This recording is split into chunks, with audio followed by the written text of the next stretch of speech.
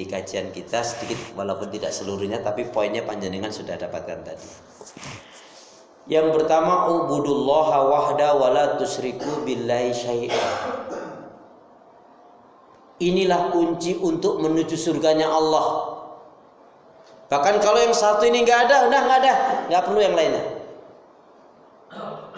Tapi makna beribadah kepada Allah, mentauhidkannya, tidak syirik. Yang pertama, kalau sudah kaitannya beribadah kepada Allah, pastikan ibadah yang kita lakukan itu dilandasi betul-betul ikhlas lillahi ta'ala. Jamaah, surat Al-Kahfi itu jadikan pegangan tentang ibadah. Surat Al-Kahfi surat yang ke-18 pada ayat yang terakhir 110. Redaksinya begitu indah, Allah katakan, "Faman kana yarju liqa'a rabbih falyamal amalan sholihan wa la yusyrik," enggak titik. "Faman kana yarju liqa'a rabbih falyamal amalan sholihan wa la yusyrik bi ibadati rabbih ahada." Barang siapa yang betul-betul sungguh-sungguh mengharapkan perjumpaannya, pertemuannya dengan Allah, maka dia buktikan dengan apa? Bersungguh-sungguh melakukan amalan ibadah dan membebaskan dari segala peribadatan yang ada unsur syiriknya. Gimana maksudnya ini? Paling gampang begini Pak memahaminya. Sholat baik nggak? Puasa baik nggak? Haji umrah baik nggak? Kurban baik nggak? Sedekah baik nggak? Itu semua nggak baik. Tidak ada nilainya di hadapan Allah kalau bukan karena Allah. Makanya dalam ikrar sholat kita jelas tegas, "Qul inna sholati wa nusuki wa mahyaya wa mamati lillahi rabbil alamin." Ikhlas itu semata-mata mencari mengharapkan keridhaan Allah. Enggak jadi senang karena pujian sanjungan orang lain, enggak sedih juga karena cercaan orang lain. Gimana agar kita itu tidak terjerembab dalam kesyirikan, dalam riya, dalam sum'ah? Yakin seyakinnya bahwa sesungguhnya adalah assalam, yang kasih keselamatan adalah Allah. Berarti kita nggak perlu lagi cari keselamatan pada yang lainnya. Nggak perlu lagi kita cari perlindungan kepada yang lainnya. Tanpa disadari, mohon maaf nih, orang seperti ini bisa jatuh sombong atau syirik. Mohon maaf Pak. Ada seseorang datang, terus dia bilang, situ ngerti gak? Saya ini dari ormas itu loh. Pak Kiai itu, Pak Fulan itu atasan saya tangan kanannya. Dia berlindung kepada manusia.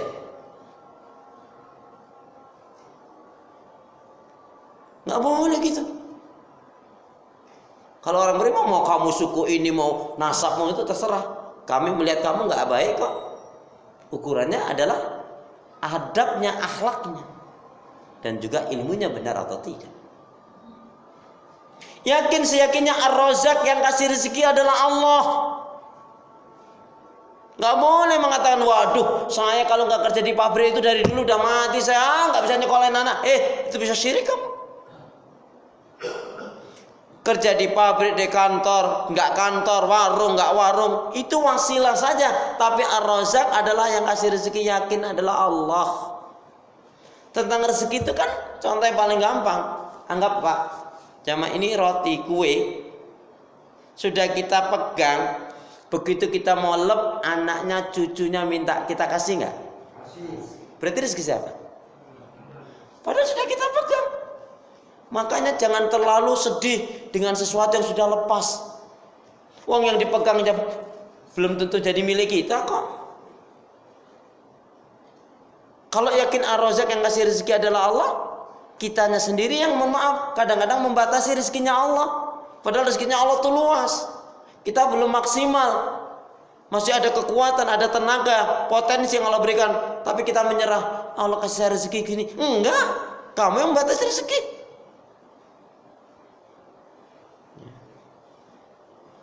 Doa mohon kekayaan hafal enggak jamaah? Doa mohon kekayaan yang diajarkan Rasul hafal enggak? Belum hafal? Oh iya pantas. Astagfirullah. Doanya aja nggak hafal? Bismillahirrahmanirrahim. Allahumma inni as'alukal huda wat tuqa wal afafa wal ghina. Itu doanya. Ya Allah, sesungguhnya aku mohon kepadamu petunjukmu, ketakwaan, kecukupan dan kekayaan. Amin. Doanya aja jarang. Kita itu nunggu kaya baru infak atau infak terus sampai kaya? Nah, kadang-kadang kan ragu ini. Apa ya bener itu? Nah, kamu ragu kok. Yakin As-Syafi' yang kasih kesembuhan, kesehatan Allah, yang kasih manfaat madarat, yang menjadikan kita selamat tidak adalah Allah. Ini tauhid. Maka orang yang beriman itu nggak pernah dia mengandalkan dirinya. Qarun dilaknat oleh Allah. Karena apa? Karena sombong, ya kan? Sombongnya Qarun karena apa? Karena ini pemahaman dari diluruskan. Qarun dilaknat karena Allah, betul karena sombong. Sombongnya kenapa? Karena kaya. Loh, gitu kita nggak boleh kaya. Kita mestinya kaya dong. Biar bisa tiap tahun kita kurban, biar bisa sering umroh, biar bisa bantu fakir miskin kaum du'afa, biar bisa infak sedekah. Sewaktu-waktu ada yang perlu kita bantu, kita bisa berikan. Jadi Qarun itu dilaknat oleh Allah bukan karena kaya, tapi karena sombong. Sombongnya apa? Bukan karena kaya. Sombongnya karena mengatakan ini adalah karena jerih payahku, tidak ada sangkut pautnya dengan Allah. Kurang ajar. Sedangkan Nabiullah Sulaiman mengajarkan kepada kita, hadza min fadli rabbi. Ini adalah merupakan nikmat karunia dari Allah. Ayo, tauhid kita perbaikin lagi. Lah kita sudah minta itu apa? Kan kita sudah mengucap la haula wala quwata illa billah. Dalam sholat kita bertakbir Allahu Akbar. Ngapunten.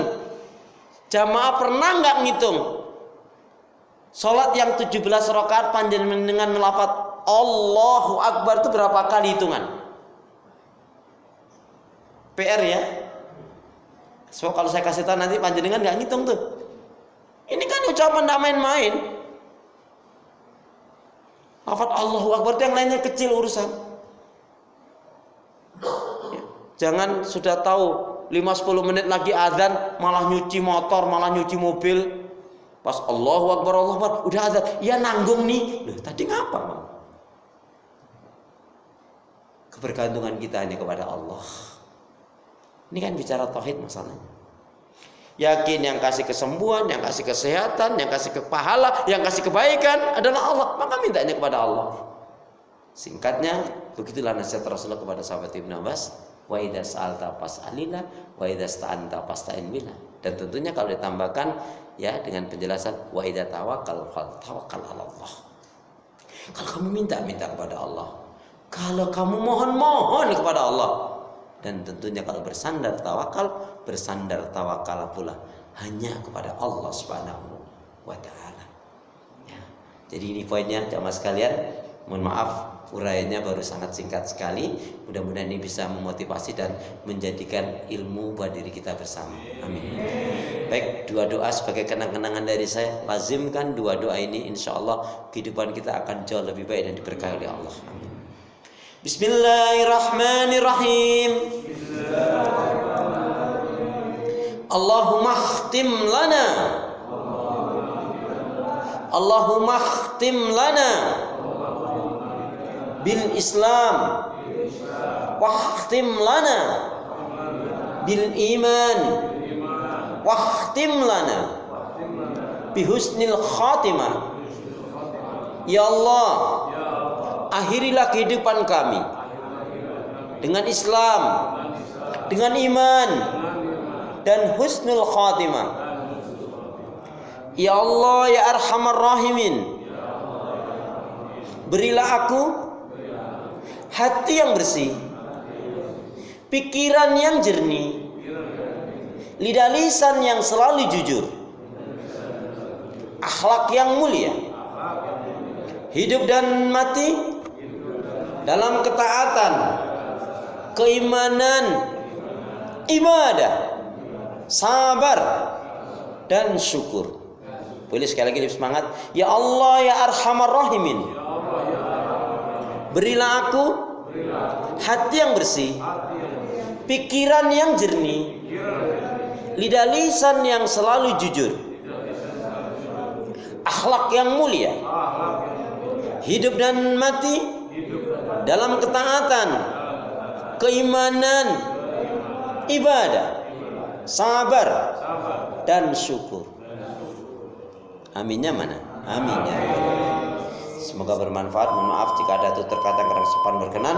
Subhanaka Allahumma bihamdika asyhadu an la ilaha illa anta astaghfiruka wa atubu ilaik. Punya niat yang baik, niatnya segera tunaikan. Beramal saleh janganlah ditunda-tunda. Ikan sepatikan gabus lebih cepat lebih bagus. Burung irian burung cendrawasih. Cukup sekian. Terima kasih. Assalamualaikum warahmatullahi wabarakatuh.